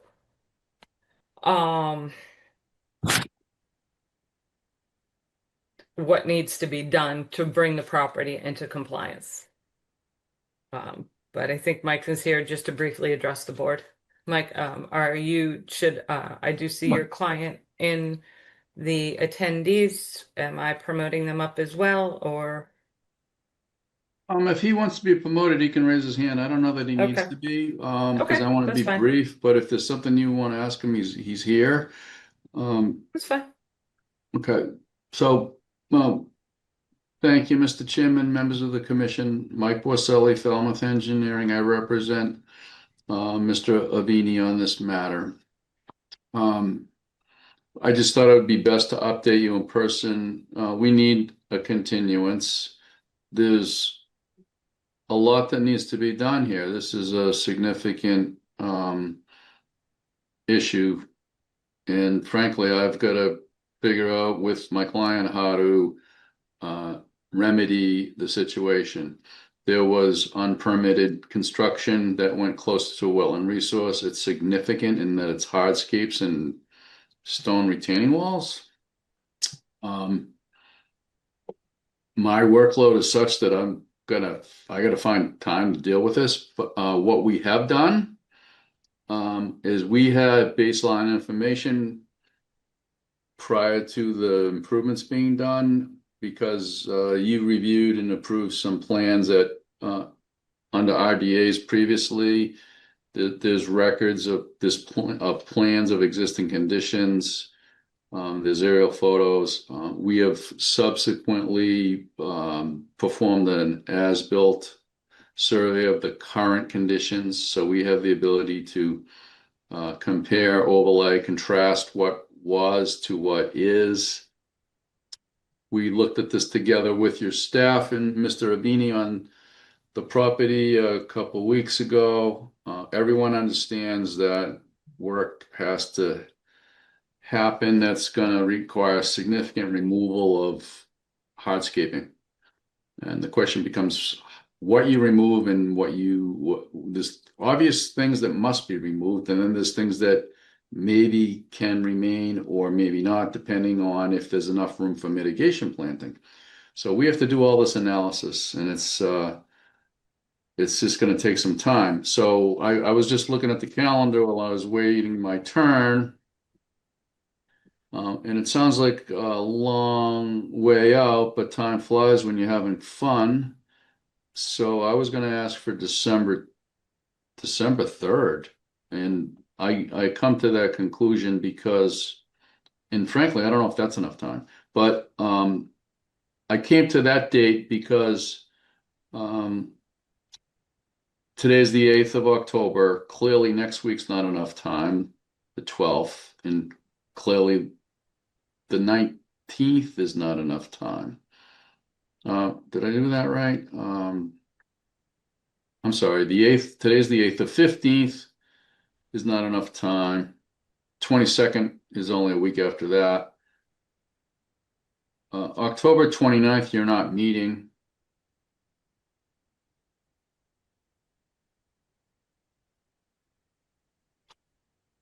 I'm sorry, I'm confusing myself here. So, Jen, are you okay with December 3rd?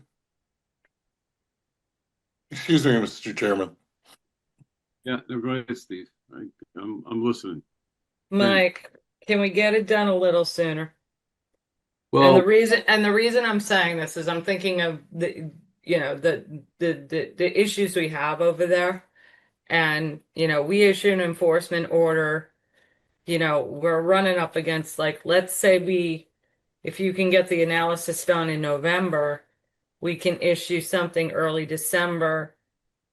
You know, it's gonna, you know, we're gonna put time frames on there, and obviously we're running up into the holidays, so we don't want anything done that time.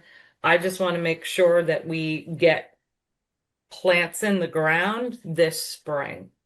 So I don't want this to I drag get out that, but too far. well, just if I just finish this out, if you're not meeting on the 29th of October, I think, which was way too soon. The 5th of November and the 12th of November, in my mind, are too soon. You're not meeting on the 19th of November or the 26th of November. So I can't have something to you by November 12th. That's just not possible. When did this first appear on our agenda? Alyssa, do we know? August 13th.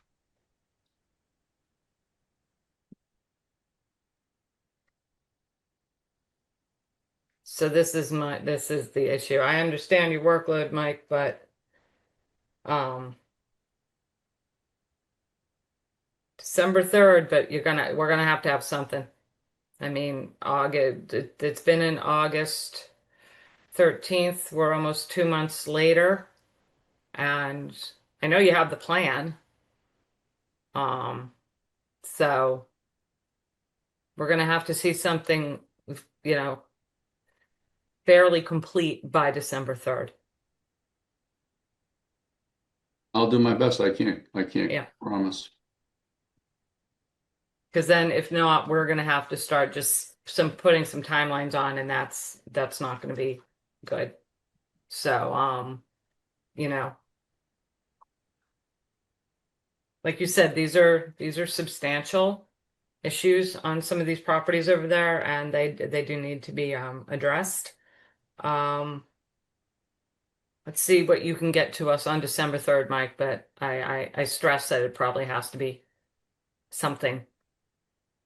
Yeah, well, what I'm hoping to get to you by the 3rd is to show you what used to be and what that area was of impervious surface compared to what is currently, and then what we're proposing to remove. Well, you already have that information, so it's what proposing to be removed. That's the next step. Right, I because have you it, have but the I haven't overlay plans. submitted We've it. seen them. I haven't submitted it officially to the record or Yeah. anything. I shared it with the commission. Yeah. I shared it with you on site, so. Yeah.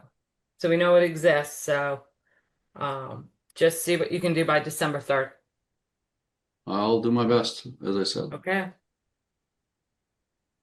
All right, so the 3rd is on the table.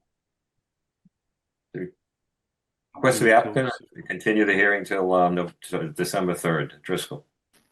Patton second. Motion is second, continue to December 3rd. Any other comments or questions by boards? I would really like to see this sooner than that, but I understand your workload, Mike. It's just that doesn't give us a lot of room for maneuver. If there are things that we're concerned about on the 3rd of September, and that puts it off even more, that's where my concern is. I'm okay with the 3rd if you can make sure that you visit extensively with staff prior to that, so that when we have that hearing on the 3rd, you know, the homework's been done, and it's possible for us to give it our blessing so you can move forward. In other words, I don't want to have a continuance because we're looking for more information. That's my big concern. I hear you, and I'll do my best. Just one more thing to add, Mr. Chairman, and not to prolong it. The further the hearing process drags out, the less time property owner is going to have to complete the needed repairs on the property. So, you know, if we need to plant, it is going in this spring. There will be no delays in that, and so Jen, I'm just urging you. again, it's got to go out to bid. You got to get contractors. I think that might be a reach. I really do. The spring? Yep. Yeah, I mean, it just I think if you're gonna have the hearing on the 3rd, you gotta have all your contractors lined up and No, specified. that's too You come soon. in, you know, and the methodology all worked out so that you can essentially hit the ground running on the 4th. There's a lot to do here, so. Yeah, there is a lot to do. Do what you can, Mike. We'll regroup on December 3rd. Yeah, I'll certainly meet with you and Yeah. you and Alyssa before then. Yeah, we'll see what we can come up with. All right. We know how to reach you, Mike. We'll I mean, keep it'd calling just you. be foolhardy to continue to November 12th and come back and say, Yeah. hey, yeah, we're still working on it, you know? Yeah, that's fine. December 3rd. You got it. Okay. All right, somebody give me a motion on that, or can somebody give me a motion on that, please? Did Ron make a motion? Yeah, we were already in the middle Yeah, of I made voting it. for Crystal. We're waiting for a vote, right? Yeah. And Yeah. Ron had a motion, so Ronnie seconded. So I'm going to go ahead and call the court. So are we ready to vote? Bird eye? Yep. Pat and I. Driscoll, aye. Bowman, aye. Yeah. Can't tell you. Duffy, aye. So unanimous. Thank you very much. Hey, Mike. Thanks, Have a Mike. good night.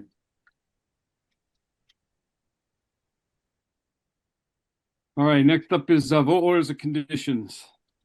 Seth Adams, trustee, S Pond Realty Trust, 265 Thomas B. Landers Road, Falmouth, Mass. Jen?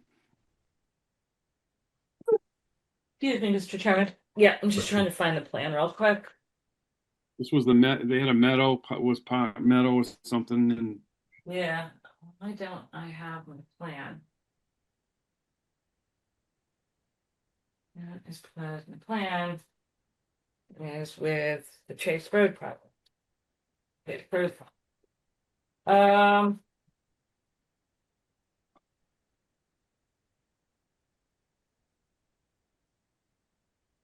Yep, this was. Melissa, he had all the room to plant the mitigation required. Yeah, so I can recap here. Basically, Yeah. a lot of the work that was being proposed is proposed after the fact with its corresponding mitigation. As I noted throughout the process, though, they did propose mitigation in an existing lawn area. That lawn had previously been required to be meadow for the actual construction of the house. So it's almost like double dipping. That was the old, before there was mitigation, planting requirement.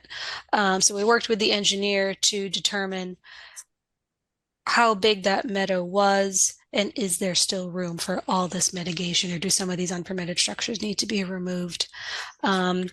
Tim did the math. It turns out there's 131 square feet of mitigation still required. He believes there is room on the property for that. We just haven't seen an updated site plan yet, so we'll need to confirm that. And if not, some of those unpermitted structures will need to be removed. They were proposing pass through the meadow, which we had concerns with, so that's no longer proposed. The garden was proposed to be relocated. Now it's not, it's just going to be removed.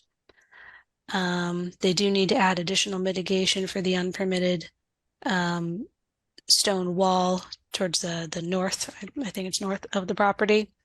They also need to do some restoration and a clearing that was north of the garden. So there are many facets to make corrections to on the plan, but they were in agreement with all of them, and I don't mind reviewing those when the time comes. considering what has occurred to the meadow, we would also recommend the installation of a single rail fence and monitoring reports. Thank you, Alyssa. Comments from the board? Everybody like what they're hearing? Mhm. Yep.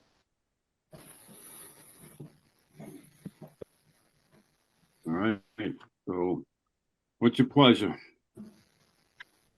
Want to Move close? to like an order of conditions as extensively discussed. Driscoll. Bird second. Courtney, we have a motion, a second to close as discussed. One more time for comments? Nope. Yeah, seeing none, I'm gonna call a roll. Courtney? Bird eye. Steve?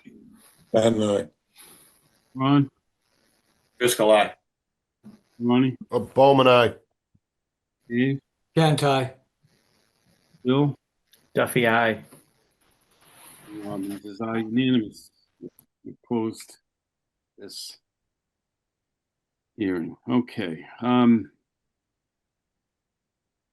42, Susan Garland, 42 Chase Road, West Falmouth, Mass. Jen, I need Yes, to recuse myself, you chairman. you excuse Ronnie, thank you. You can take off if you want. Night, Ronnie. All. Good night, all. Good night, Ronnie. This started off as a Phragmites remediation project, and staff discovered several unpermitted features on the property. We work with Tyler to come up with a mitigation plan. He has done that. You saw several changes to it that the staff wanted. He's made those changes, and we have already worked with Tyler to authorize his start of work for the Phragmites removal project, because that actually is time constrained to the fall. So we have authorized, as we said in the hearing, for him to begin that portion of the project. This portion, I think we should put a date certain on the planting aspect of it, since all the features are already there, correct, Alyssa? She's not proposing a new deck or anything. So all the features are already there. So I would definitely put a planting timeline requirement on this, on the project, and it should be next spring.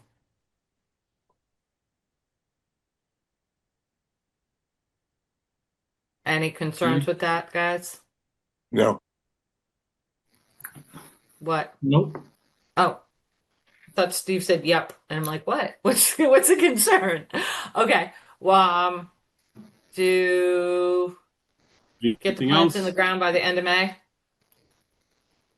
No. Okay. Okay. All right. Anything else? I'll make a motion to issue an order of conditions as discussed. Driscoll, second. We have a motion to issue order conditions as discussed. Any other comments, questions? Hearing none, I'll call for the vote. Courtney? Bird eye. Steve? And Ron? Driscoll, aye. Ronnie? He's recused. Oh, that's right. Yep, thank you. Dave? Can't I? Bill? Duffy, aye. And Robbins is an aye. So we've issued an order of conditions for 42 Chase Road. Anything else? Okay, I'm looking for one more motion. The chairman Motion makes to a motion to adjourn. Driscoll, second. Motion to adjourn. Bird eye. Pat and I. Robbins, Duffy, aye. Can't I? nice. Nice. I think we got it. We're adjourned.